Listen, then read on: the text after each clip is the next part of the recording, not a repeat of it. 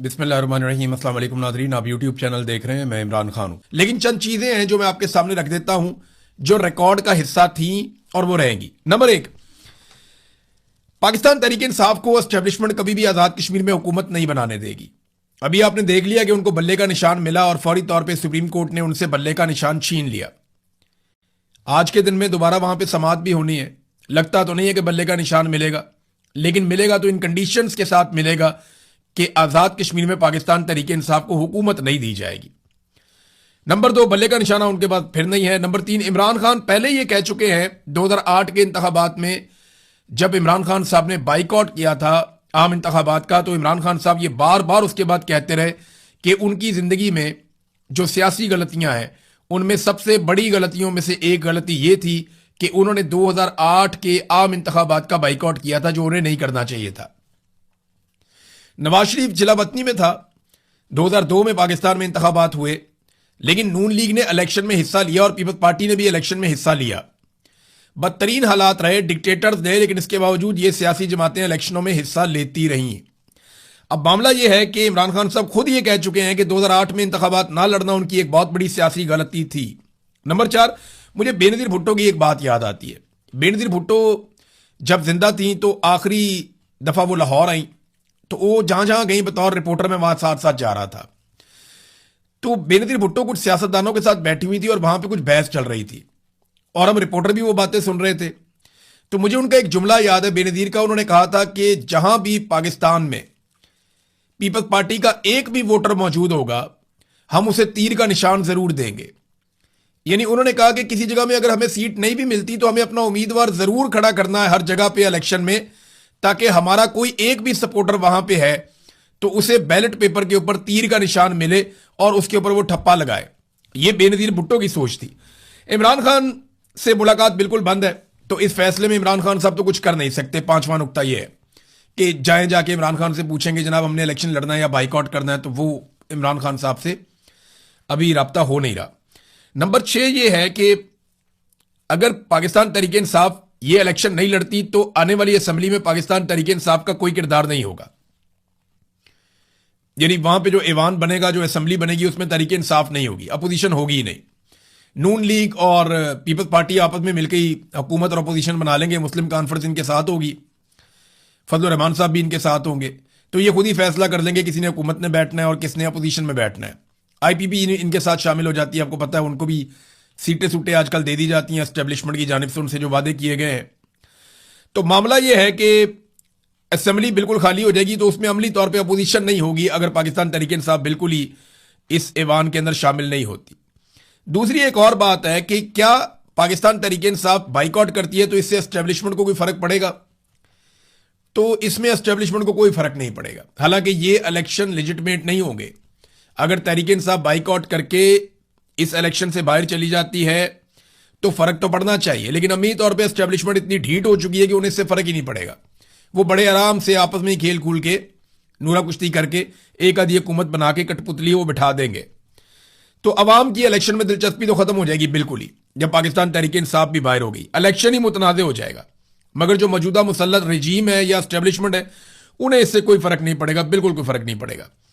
अब पाकिस्तान तहरीक इंसाफ जो है वो कायमा कमेटियों वगैरह से भी बाहर निकली, पार्लिमानी कमेटियों से बाहर निकली, तो उसका नुकसान ये हुआ, लेकिन उसका फायदा भी हुआ कि बहुत सारे लोग जो है उनकी तवज्जो उधर ही पड़ गई थी। उनको लग रहा था वो कारोबारी मुमलिकत चला रहे और वो बिल्कुल भूल भाल गए थे हर चीज को, पूरा फोकस ही उधर हो गया था। अब इमरान खान साहब ने तो हटाया था इसलिए कि तरफ पॉलिटिकल साइड पे आओ, लेकिन वहां अब हुकूमत जो भी कानून साजी करती है उसके बारे में पता ही नहीं चलता पाकिस्तान तहरीक इंसाफ को। वो जो भी अंदर खाते काम करते हैं, पाकिस्तान तहरीक इंसाफ को उसकी समझ ही नहीं आती कि ये अंदर क्या हुआ है, और जब समझ आती है तब तक बहुत देर हो जाती है। अब जो चीजें अपोजिशन को निकालनी चाहिए थी वो मीडिया निकाल कर लाता है। तो पाकिस्तान तहरीक इंसाफ को ना इस बारे में बहुत सोच समझ कर फैसला करना पड़ेगा और इसकी वजूहत भी बतानी पड़ेगी कि अगर उन्होंने मैदान में जाने का फैसला किया तो वो क्यों किया, किस बुनियाद पर किया, और अगर उन्होंने मैदान खुला छोड़ने का फैसला किया तो वो क्यों किया और किस बुनियाद पे किया। और ये तो आप भूल जाएंगे पाकिस्तान तहरीक इंसाफ को वहां पे हुकूमत बनाने देगी एस्टेब्लिशमेंट। अभी तक तो ऐसा कोई इम्कान नहीं है कि फ्री एंड फेयर इलेक्शन वहां पे हो। आजाद कश्मीर में जो लोग हैं वो बहुत गुस्से में हैं, खासतौर पर शौकत नवाज मीर की गिरफ्तारी के बाद। यहां ओवरसीज पाकिस्तानियों ने बड़े पैमाने पर एहतजाज की तैयारी कर ली है और वो एतवार के रोज एक बड़ा एहतजाज करने वाले हैं बरतानिया के शहर लंदन में। तो मुझसे जिन दोस्तों ने राब्ता किया उन्होंने कहा जी आप अपने प्रोग्राम में भी बताएं ताकि लोग बड़े पैमाने पर इस प्रोग्राम के अंदर शिरकत करें। तो अब उम्मीद यह है कि लंदन में बहुत बड़े पैमाने पर लोग आएंगे और एहतजाज करेंगे जो कुछ पाकिस्तान में किया जा रहा है आज़ाद कश्मीर में। खासतौर पे देखें शौकत नवाज मीर साहब गिरफ्तार हुए, इससे पहले अहमद फरहाद साहब गिरफ्तार हुए हैं और भी कुछ लोग गिरफ्तार हुए। अहमद फरहाद साहब के बारे में कभी इतला आती है कभी नहीं आती, कुछ समझ नहीं आ रही कि उनके साथ क्या किया जा रहा है। और रजी ताहिर साहब का तो शुक्र है कि वो जुडिशल हो गए हैं और उम्मीद की जा रही है कि अब जल्दी उनकी बेल हो जाएगी तो मामला शायद हल हो जाए। सरदार अमान कश्मीरी ने एक स्टेटमेंट दिया रावलाकोट के धरने में। उन्होंने कहा जी कि इंतखाबात का तरीकेकार अपनाओ, हमें यह हरगिज कबूल नहीं है कि 12 चोर उस पार से लाओ 12 चोर इस पार से लाओ और फिर हुकूमत बना लो। यानी वो ये कहते हैं 12 बंदे आप उधर से अपने जितवा लेते हैं, 12 सीटें आप यहां पे इधर उधर से करके पूरी कर देते हैं और फिर अपनी हुकूमत आप बना लेते हैं। अवाम को वोट देने और अपने नुमाइंदे मुंतखब करने का हक दिया जाए। नून लीग का तरीके आजादी कश्मीर से क्या ताल्लुक है? नून लीग हमें यह ना बताए कि तरीके आजादी क्या है। ना राणा सनाउल्लाह की यह औकात है कि वो हमें तरीके आजादी कश्मीर का दर्स दें और ना ही ख्वाजा आसिफ की यह हैसियत है कि वो इस जद्दोजहद पर हमें कोई लेक्चर दें। इनका तहरीके आजादी कश्मीर से कोई ताल्लुक नहीं है। वैसे यहां पे पीपल्स पार्टी के ऊपर तो कोई तनकीद नहीं की और पीपल्स पार्टी नरम नरम स्टेटमेंट्स भी दे रही है। मिसाल के तौर पे जो ये खबर है मेरे पास, ये जियो पे छपी हुई है, ये जो वज़ीर-ए-आज़म आजाद कश्मीर इस वक्त है फैसल राठौर, जिन्होंने कलदम करार दिया ज्वाइंट अवामी एक्शन कमेटी को, जिनके पास इख्तियारात हैं, जिन्होंने चारों के सर के ऊपर इनाम भी रखा, जिनकी हुकूमत ने 4 रहनुमाओं के सर के ऊपर इनाम रखा गया, जिनमें से अब एक जबरी तौर पे लापता है, यानी उनका कुछ पता नहीं है, गिरफ्तारी नहीं डाली गई, ना ही किसी अदालत में पेश किया गया शौकत नवाज मीर को, और यह अब एक नॉर्मल चीज पाकिस्तान में समझी जा रही है। तो मुहाजिरीन की नशिस्तों का खात्मा कोई शिकवा या गिला नहीं है, एक जायज मुतालबा है। अब यह कहना शुरू होगी पीपल्स पार्टी, यानी पीपल्स पार्टी पहले किसी और तरफ खड़ी थी, अब वो ये कह रही है बिल्कुल जायज गिला है, मुहाजिरीन की नशिस्तों का खात्मा होना चाहिए। वो ये क्यों कह रहे हैं? वो ये इसलिए कह रहे हैं कि ज्यादा सीटें पंजाब में मरियम नवाज की हुकूमत है और मरियम नवाज पंजाब से ज्यादा सीटें छीन लेगी ताकत के बलबूते पे, और वो पीपल्स पार्टी को नहीं मिलेंगी। तो पीपल्स पार्टी को यह समझ आ गई है कि अगर हुकूमत बनानी है तो आजाद कश्मीर वालों को राजी करो, और पीटीआई जो है उसको गेम से बाहर तो वैसे ही एस्टेब्लिशमेंट ने कर लेना है। तो एक हुकूमत तो बन गई गिलगित बल्तिस्तान में, तो एक और आजाद कश्मीर में हुकूमत बना लेते हैं, और हो सकता है एस्टेब्लिशमेंट आजाद कश्मीर में भी पीपल्स पार्टी को हुकूमत बनाकर दे दे। आने वाले दिनों में आप बिलावल और जरदारी के मुंह से एस्टेब्लिशमेंट की काफी और तारीफें भी सुनेंगे। नादरीन, हम काफी अरसे से बात कर रहे थे, भारत ने पाकिस्तान का पानी रोका हुआ है। मैं वक्तन फवक्तन इसके ऊपर बात करता हूं, लोगों को बड़ी आग लगती है, गुस्सा आता है कि इस पे बात क्यों करते हैं। मैं DGISPR का वो स्टेटमेंट भी सुनाता हूं, मेरी फौज के तर्जुमान है कि तुम हमारा पानी बंद कर दोगे, हम तुम्हारा सांस बंद कर देंगे। तो इस बात को बड़ा माइंड किया जाता है, लेकिन अब शुक्र है कि गुज़िश्ता एक हफ्ते से हुकूमत ने होश के नाखून लिए हैं और इस पर बात करना शुरू की है। मैं लंबे अरसे से खबरदार कर रहा हूं और ये मैं कई सालों से खबरें दे रहा हूं। जब इंडिया ने पाकिस्तान के पानी के ऊपर कोई नया मंसूबा शुरू किया, मैंने सबसे पहले रिसर्च करके उसके ऊपर खबर देने की कोशिश की। जब इसके बारे में एक छोटी सी खबर भी आई तो मैंने पूरी तहकीक करके एक एक चीज कौम के सामने रखी। ये हमेशा से मैं करता हूं और अब यह सिलसिला बहुत तेजी से बढ़ गया। इंडिया बड़े बड़े मंसूबे बना रहा है और झेलम और चनाब को फारिग करने वाला है। दरियाए सिंध के ऊपर इसका बहुत बड़ा इंपैक्ट आएगा और यह बात पूरा पाकिस्तान जानता है। तो पहली मर्तबा अब इनको होश के नाखून आए थोड़े से, और सिंध तास मुआहदे के ऊपर इन्होंने जनाब यकतरफा किस्म की कॉन्फ्रेंसेस बुलाना शुरू कर दी हैं। इसमें मेरे ख्याल में ना राब्ते करने चाहिए इंडिया के साथ, इंडिया को अंगेज करना चाहिए। इस हुकूमत ने इंडिया के साथ राब्तों में कोई कबाहत नहीं है इन्हें। ऐसा नहीं है कि इनकी कोई कुट्टी होगी इंडिया के साथ, इनके राब्ते हैं, हॉटलाइन हर वक्त चलती रहती है और एक जंगबंदी हुई है और इसके बीच में कुछ बातचीत भी हुई है इनकी। तो इंडिया के साथ राब्ते करें, जो सालिस मौजूद हैं ये सिंध तास मुआहदे के, तो वो उन सालिसों और जामिनों के साथ बातचीत की जाए, उन्हें होश दिलाया जाए। हर फोरम पे पाकिस्तान को जाना चाहिए।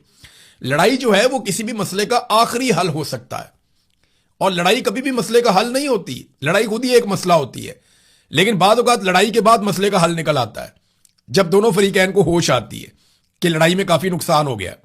तो लड़ाई तो मसले का आखिरी हल होता है। बातचीत करें, डायलॉग करें, बैठे किसी तरह कायल करें, कुछ भी करें, लेकिन पाकिस्तान का पानी पाकिस्तान को मिलना चाहिए। और अगर अब कोई लड़ाई हो जाए या कोई कार्रवाई हो जाए ना, तो फिर पाकिस्तान को अब 70 साल से जो कौम के साथ वादे किए गए ना, वो पूरे करने चाहिए।